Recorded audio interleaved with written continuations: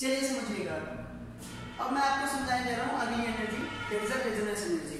अगर मैं resonance energy की बात करूँ तो रेजोनेंस एनर्जी होती क्या है उस पर देखिए अगर मैं बेंजीन की बात करूँ तो बेंजीन में होता क्या है नजर रखिए। सबसे पहले मान लीजिए मैंने बेंजीन ली, ठीक, तो सबसे पहले होता क्या है कि बेंजीन का एक स्ट्रक्चर ये रहा, ठीक, बेंजीन का दूसरा स्ट्रक्चर ये रहा, ठीक। देखिए ये बेंजीन के स्ट्रक्चर नहीं है, कैपिलरी के स्ट्रक्चर है, ठीक। बेंजीन की सारी प्रॉपर्टी को ये दोनों स्ट्रक्चर नहीं बता पाते।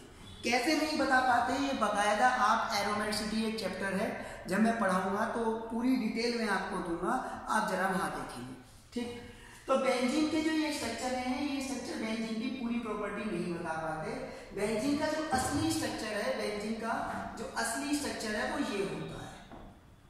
बात के लिए बकायदा ये बेंजीन का रेजोनेटिंग स्ट्रक्चर है और ये एक्चुअल बेंजीन है, रियल बेंजीन है। बकायदा में लिखा है resonance hybrid, actual structure of benzene more stable, ठीक।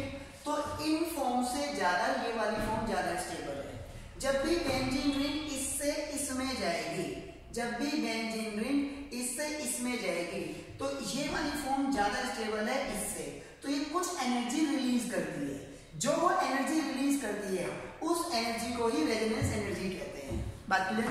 तो रेजोनेंस एनर्जी एक एक्स्ट्रा स्टेबिलिटी दे रही है कि ये जो फॉर्म है कंपाउंड की, ये अनस्टेबल है, ये बस रेजोनेटिक फॉर्म है। एक्चुअल स्ट्रक्चर ऑफ बेंजीन ये है, जब वो इससे इसमें जाता है, जब वो मोर स्टेबल होता है तो कुछ एनर्जी रिलीज करता है, इसको हम लोग बोलते हैं रेजोनेंस एनर्जी।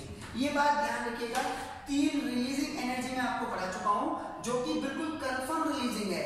कंबशन एनर्जी एक रिलीजिंग एनर्जी है, एंथैल्पी ऑफ न्यूट्रलाइजेशन एक रिलीजिंग एनर्जी है और रेजोनेंस एनर्जी भी एक रिलीजिंग एनर्जी है।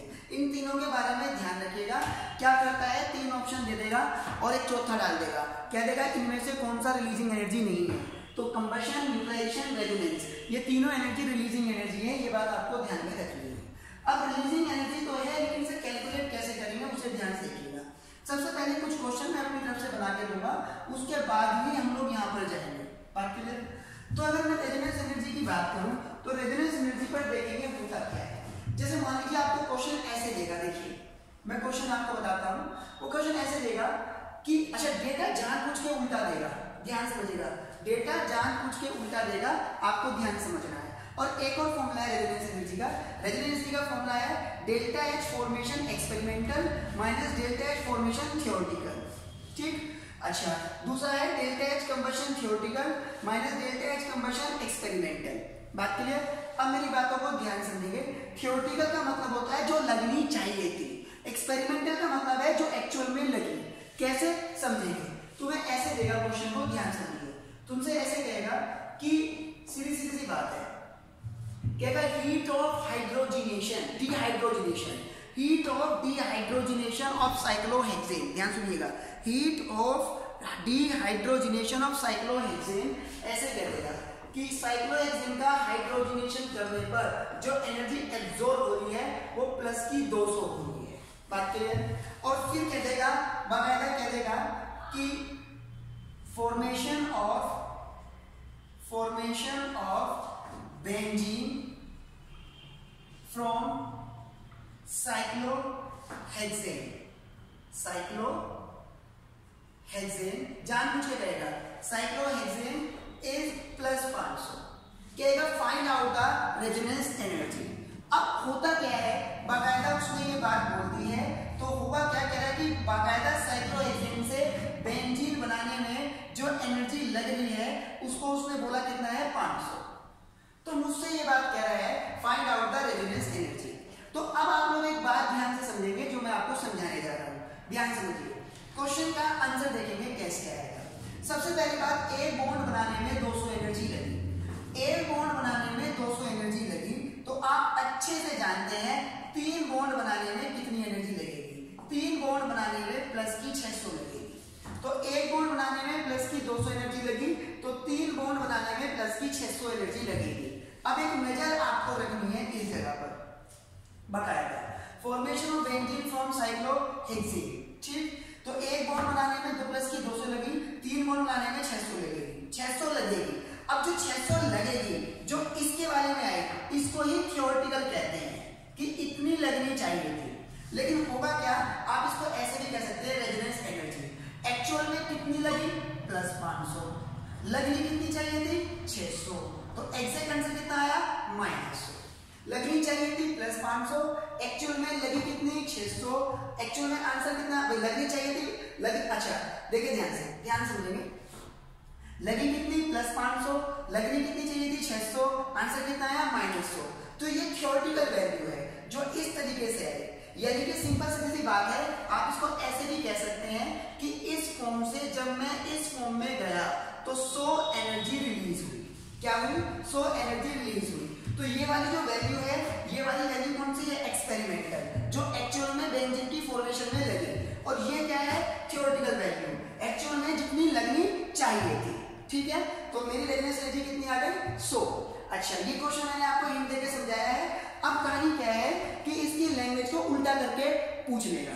देखिए ध्यान रखिए, चैप्टर के एंड में, वीडियो के एंड में मैं आपको मिसलेनियस के क्वेश्चन कराऊंगा। सबसे पहले मैं सभी चैप्टरों के लेक्चर कंप्लीट कर लूं, उसके बाद मेरा मेन काम होगा कि मैं मिसलेनियस के क्वेश्चन इतने सारे करा दूं वीडियो लेक्चर्स के अंदर कि आप देखते देखते ही सो जाए, लेकिन कंप्लीट ना हो पाए। कम से कम 700-800 क्वेश्चन कराने का मेरा मूड है। बात क्लियर। अब इतनी बात मैंने कंफर्म करा दी है, अब आगे देखेंगे। इसके बाद होता क्या है समझिएगा। देखिए, सबसे पहली चीज जो समझाने लायक है उस पर आपको नजर डालनी है। देखिए किस तरह से, मान लीजिए मैं आपसे कहता हूं इस जगह पर कि ये मैंने आपको समझा दिया कैसे कैसे करना है, कैसे कैसे नहीं करना।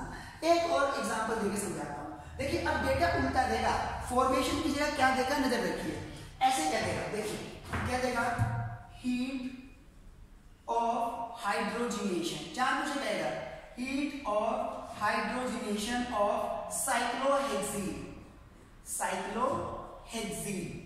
साइक्लोहेक्सीन मैं बोल देता हूं, ये आप अपने आप लेना, ठीक है ना। Heat of hydrogenation of cyclohexene, क्या रहा है, साइक्लोहेक्सीन लो, और उसकी हीट ऑफ हाइड्रोजिनेशन उसने मुझे दे दी कितनी, 200, -200। अच्छा, ये एनर्जी रिलीज हो रही है -200 क्यों, आप खुद दिमाग लगाइए जरा एक बार, देखिए जरा एक बार, यहाँ पर एक पाई बॉन्ड है, आपने H2 जोड़ा, जब आपने H2 जोड़ा तो एक पाई बॉन्ड टूटा, एक पाई बॉन्ड टूटने का मतलब एक वीक बॉन्ड टूटा, वीक बॉन्ड टूटा, 2 स्ट्रॉन्ग सिग्मा बॉन्ड बने, यानी कि वीक बॉन्ड टूटा, थोड़ी सी एनर्जी एब्जॉर्ब करी, और 2 स्ट्रॉन्ग बॉन्ड बने, यानी कि बहुत ज्यादा एनर्जी रिलीज करी, तो आंसर रिलीजिंग में आएगा। मान लीजिए मैंने तुम्हें क्वेश्चन में दे दिया heat of hydrogenation of cyclohexene is -200, उल्टा डेटा दिया क्वेश्चन में, बिल्कुल कंफर्म है, गारंटीड है कि आपको उल्टा डेटा दिया जाएगा। तो जानबूझ के उल्टा डेटा देगा कि heat of hydrogenation of cyclohexene is this, दे दिया उल्टा डेटा, और फिर क्या कहेगा कि फिर साथ साथ कहेगा कि हीट ऑफ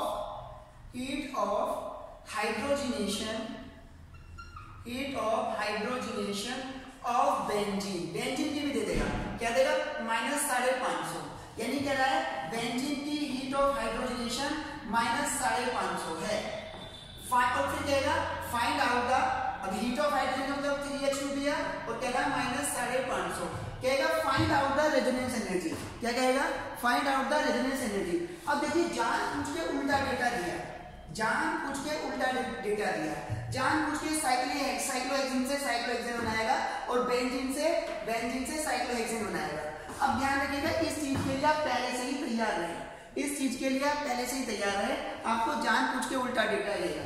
तो रेजोनेंस एनर्जी मुझे निकालनी है, तो देखिए आप कैसे निकालेंगे, आप खुद जानते हैं, एक बॉन्ड खत्म करने पे -200, तो बनाने में +200 लगेगी लैप्लेस रूल के अकॉर्डिंग, तो बनाने में कितनी लगेगी, +200, तो एक डबल बॉन्ड बनाने में +200, 3 डबल बॉन्ड बनाने में कितनी लगेगी।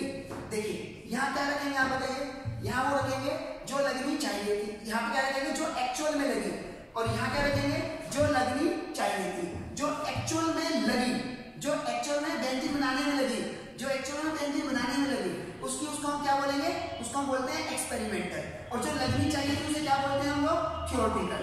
तो सिंपल सी बात क्या है, पहले देख लीजिएगा भाई, बेंजीन का हाइड्रोजिनेशन करने पर -550, तो बेंजीन बनाने पर कितनी लगेगी, बेंजीन बनाने में लगेगी +550।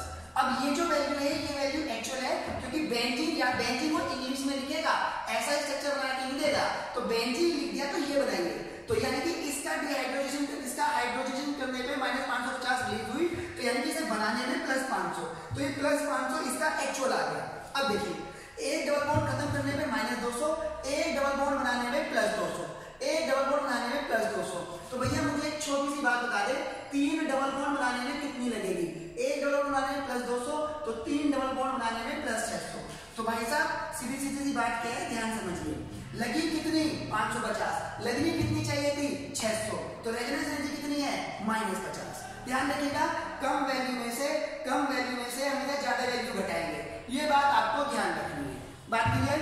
इतना करने के बाद अब मैं आपको आगे समझा रहा हूँ, मैं इसको रब करने जा रहा हूँ, सही बच्चे सामने देखेंगे। ठीक, अच्छा फॉर्मेशन होगी तो एक्सपेरिमेंटल माइनस थ्योरेटिकल करेंगे, और कंबशन होगी तो थ्योरेटिकल माइनस एक्सपेरिमेंटल करेंगे, अगर कंबशन वैल्यू दी जाएगी। ठीक, मिसलेनियस में मैं क्वेश्चन ज्यादा कराऊंगा, फिलहाल तो मैं नहीं करा रहा हूँ। ठीक, अब एक और देखेंगे ध्यान से, एक और देखेंगे।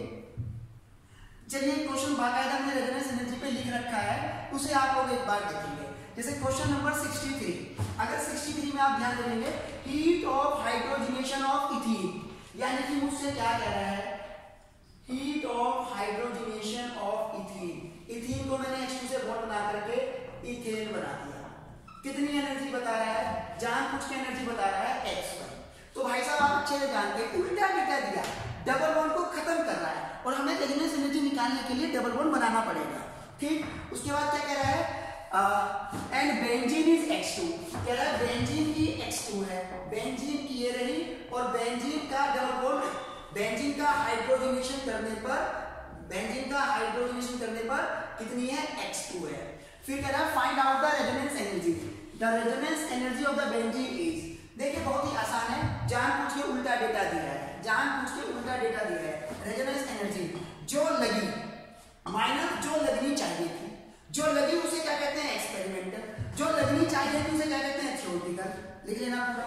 अब एक्चुअल में जो लगी, कितनी लगी बताइए भाई साहब? इसको बेंजीन से खत्म करने के लिए X2 को बनाने के लिए -X2, तो लगी एक्चुअल में -X2 माइनस। अब देखेंगे जो लगनी चाहिए थी, एक डबल बॉन्ड खत्म करने पे X1, तो एक डबल बॉन्ड बनाने पर -X1। ठीक, तो एक डबल बॉन्ड बनाने में -X1 है। आप ऐसे नजर रखेंगे इस जगह पर कि भैया एक डबल बॉन्ड बनाने पर -X1 है, तो भाई साहब 3 डबल बॉन्ड बनाने पर कितनी होगी? 3 डबल बॉन्ड बनाने में -3X1 होगी। तो एक्चुअल में हुआ क्या? जो लगी वो तो -X2 है, और 3 डबल बॉन्ड बनाने में कितनी लगेगी? -3X1। तो जो लगी वो -X2 है, और जो लगनी चाहिए थी वो 3 है। तो हो क्या? माइनस माइनस प्लस, तो +3X1 -X2, तो आंसर इज डी। तो ये आपका रेजोनेंस एनर्जी पर कुछ क्वेश्चन थे, और रेजोनेंस एनर्जी को मैंने क्लियर कराने की कोशिश की है, आप इसको नोट कर लीजिएगा। ठीक।